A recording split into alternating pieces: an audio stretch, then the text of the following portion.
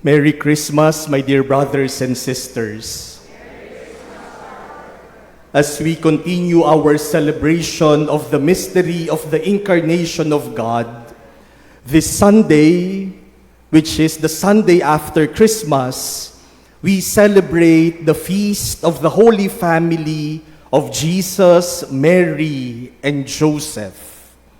When God became man, He entered the world in the same manner that each of us entered this world, through a human family. Hindi lang naman basta sumulpot si Jesus sa mundo. Hindi lang siya basta bumaba mula sa langit. Nang dumating si Jesus sa ating daigdig, nang siya ay naging tao, siya ay naging bahagi ng isang pamilya. Isinilang siya sa isang pamilya. And this tells us how important our families are. Our families are gifts of God to us.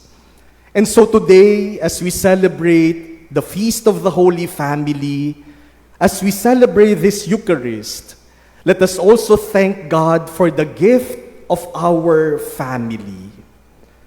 Even though they are imperfect, we thank the Lord for they are God's gifts to us. The truth is, no family is perfect, and no family is ideal. Even the Holy Family faced challenges, hardships, and crises, as we heard in our gospel today. But Jesus, Mary, and Joseph lived in faith together. They endured hardships together. They trusted in God together.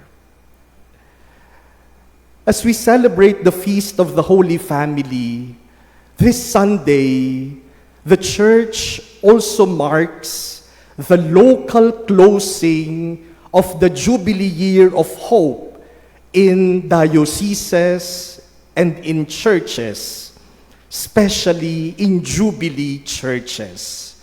That is why we are celebrating this Mass as our thanksgiving to God, for our chapel is a Jubilee church, this Jubilee Year of Hope. It was our beloved Pope Francis who opened the Jubilee year on the eve of Christmas last year. And the Jubilee Year of Hope will be a lasting memory that Pope Francis left us with.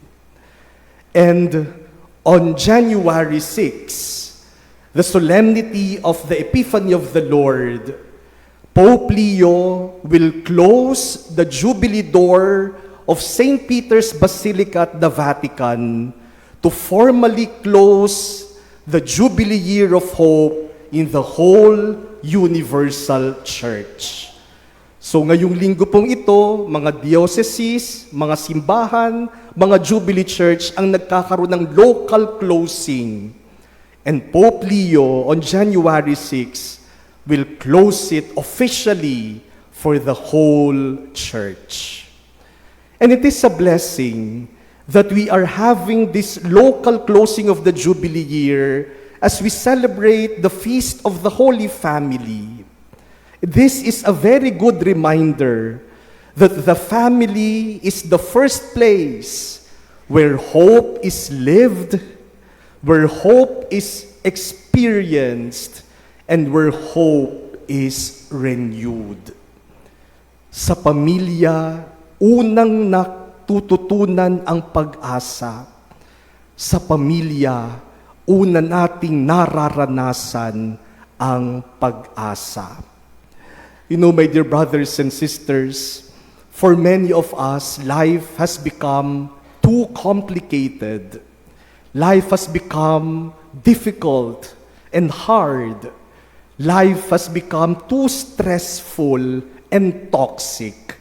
And for some of us, we even consider life as cruel. Mahirap ang buhay, mabigat ang buhay at malupit ang buhay. That is the reason why many people are hopeless. Kung titingnan natin ang nangyayari sa ating kapaligiran, sa ating mundo, sa ating lipunan, sa trabaho, parang mawawalan ka talaga ng pag-asa. Pero sana kapag umuuwi tayo sa ating pamilya, doon natin nararanasan ang pag-asa. Sana pwede nating sabihin, sa pamilya ko, lumalakas ang pag-asa ko. Ang mga kasama ko, ang mga kapamilya ko, ang nagbibigay sa akin ng pag-asa. Wala sanang magsasabing, pag umuwi ako sa bahay, lalo akong nase-stress.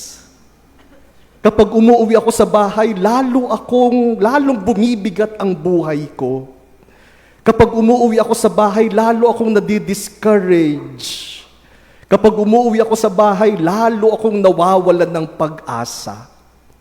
Sana sa tahanan, napapanibago at napapalakas ang ating pag-asa. May our homes, our families, be homes of hope. Bawat tahanan, bawat pamilya, tahanan ng pag-asa. Yung bang kapag nawawalan na ako ng pag-asa, alam ko kung saan ako pupunta, sa pamilya. Dahil sa pamilya ko, nagkakaroon ako ng pag-asa. Today, as we thank God for the gift of our family, let us thank God especially for members of our families who have become sources of hope for us. Yung mga miyembro ng ating mga pamilya na nagbibigay sa atin ng pag-asa, ipagpasalamat natin sa Panginoon. Let us thank the Lord for parents who are like Mary and Joseph in our gospel today. We heard in our gospel today how Mary and Joseph protected Jesus from the threats against his life. We thank the Lord for parents who do everything, who sacrifice everything, who even risk everything just to secure the lives of their children. Salamat sa Diyos sa mga magulang na itataya ang lahat at iaalay ang lahat, isasakripisyo ang lahat para sa kanilang mga anak. They are sources of hope. Let us thank the Lord for parents, children, siblings, members of our families who are working in other places, who are working abroad. In our gospel today, we heard how the Holy Family became migrants in Egypt. Nagibang bayan ang banal na pamilya. At marami sa ating kababayang Pilipino, maraming miyembro ng ating pamilya, magulang, anak, kapatid, kamag-anak, ang nasa ibang bansa o nasa malayong lugar para magtrabaho. Tinitiis ang pag-iisa, ang lungkot, ang paghihiwalay sa kanilang pamilya para lamang mabigyan ng kanilang pamilya ng magandang kinabukasan. They are also sources of hope. Let us thank the Lord for children who are taking care of their parents, especially when their parents are old and sickly. Like what the book of Sirach tells us in our first reading today. The way that we honor our parents is by taking care of them. Kahit na matanda na, kahit na may sakit, kahit na nag-uulyanin na, kahit na makulit na, Kahit minsan nakakainis pa, pero inaalagaan natin. We take care of them with much patience and with much love. Sa mga anak na nag-aalaga sa kanilang mga magulang, kayo ay nagbibigay pag-asa. You are sources of hope. Let us thank the Lord for married couples, for husbands and wives, for families, even relatives who strive to keep their families united. As St. Paul tells us in our second reading today, bear with one another and forgive one another. Salamat sa Diyos sa mga mag-asawa, sa magulang at anak, sa mga magkakapatid at magkakamag-anak na hindi napapagod na magpatawad sa isa't isa. Hindi nagsasawa na magpasensya at umunawa sa isa't isa para lamang panatilihing matibay ang kanilang pamilya. Salamat sa Diyos sa inyo na nagsisikap pagtibayin ang inyong pagkakaisa bilang pamilya kahit minsan mahirap. Thank you because you become sources of hope. Let us also thank the Lord for children, for siblings, for relatives, even for those who are not related to us, but are members of our household, our helpers, our drivers, our staff, who remain faithful in serving us. Salamat sa mga anak, sa mga kapatid na breadwinner ng kanilang pamilya. Salamat sa mga tumutulong sa atin, kasambahay, miyembro ng ating household, na sa katapatan ng kanilang paglilingkod sa atin, o mga anak na sa katapatan ng kanilang paglilingkod sa kanilang magulang, hindi na nagkaroon ng kanilang sariling pamilya. Itinalaga na ang buong buhay sa paglilingkod sa kanilang magulang at mga kapatid. Salamat sa inyo because you are sources of hope. My dear brothers and sisters, the Feast of the Holy Family reminds us that hope is not learned in theory, that hope is learned in the family. Hindi ang mundo ang magtuturo sa atin ng pag-asa. Hindi ang lipunan ang magbibigay sa atin ng pag-asa. Minsan ang mundo at ang lipunan pa nga ang dahilan kung bakit tayo nawawalan ng pag-asa. Saan natin sana matatagpuan ng pag-asa? Sa ating pamilya. You know, my dear brothers and sisters, one time after celebrating Mass, a family approached me, the parents and their 5 children. At sabi nung mother sa akin, Father, please bless my daughter. She's taking the board exams.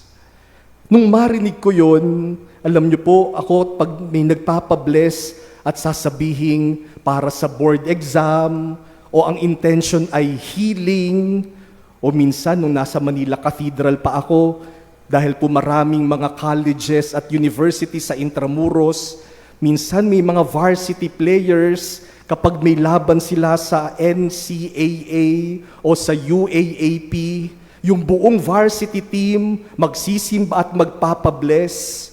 Pag mga ganyan ang intention na hinihingi for blessing, kinakabahan ako.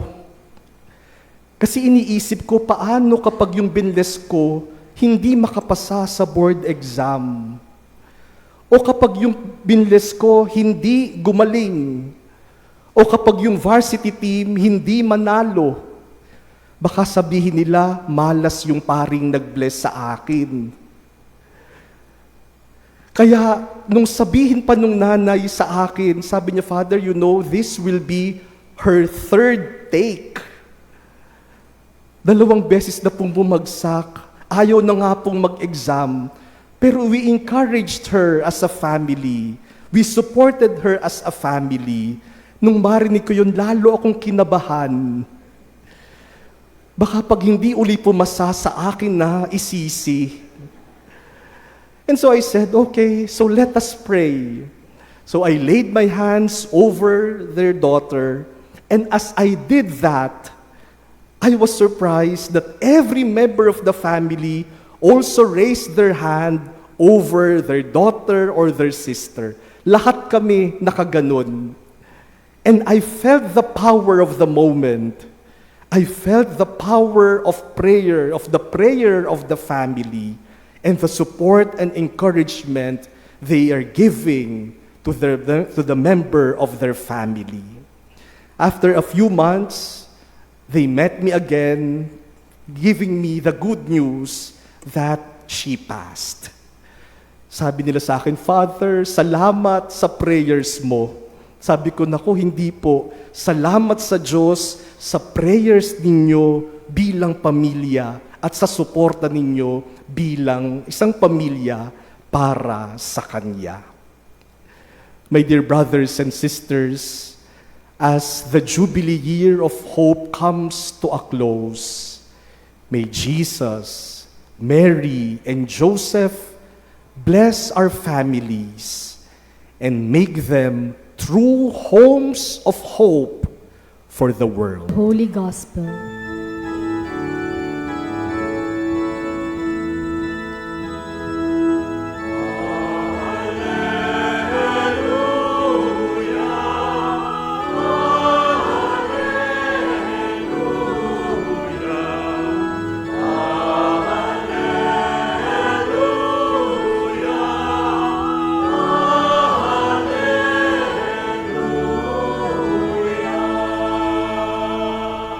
Altogether, let the peace of Christ control your hearts.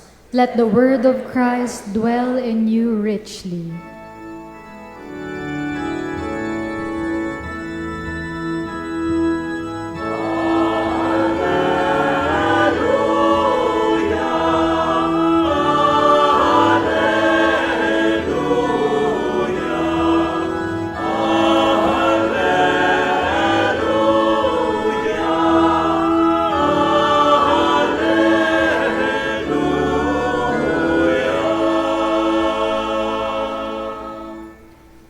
The Lord be with you. And with your spirit. A reading from the Holy Gospel according to Matthew. Glory to you, O Lord.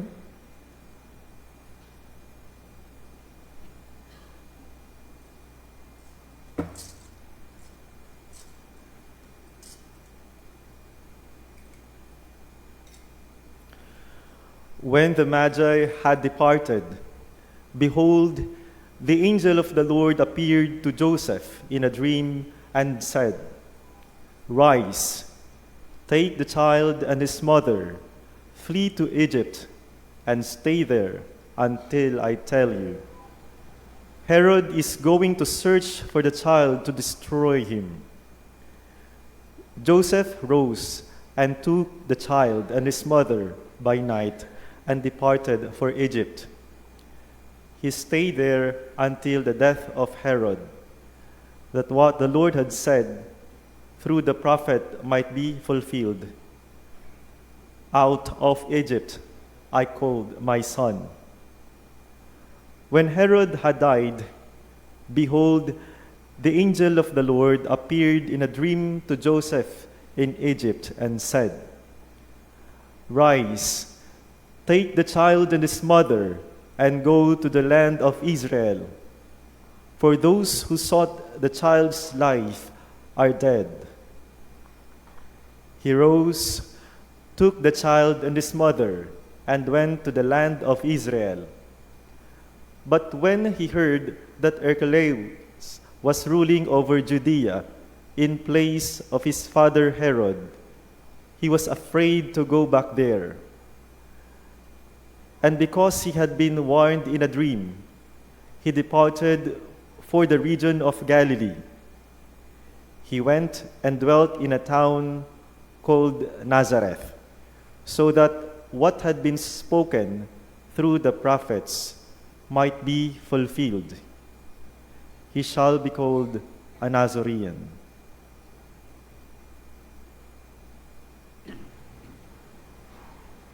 The Gospel of the Lord. Praise to you, Lord Jesus Christ.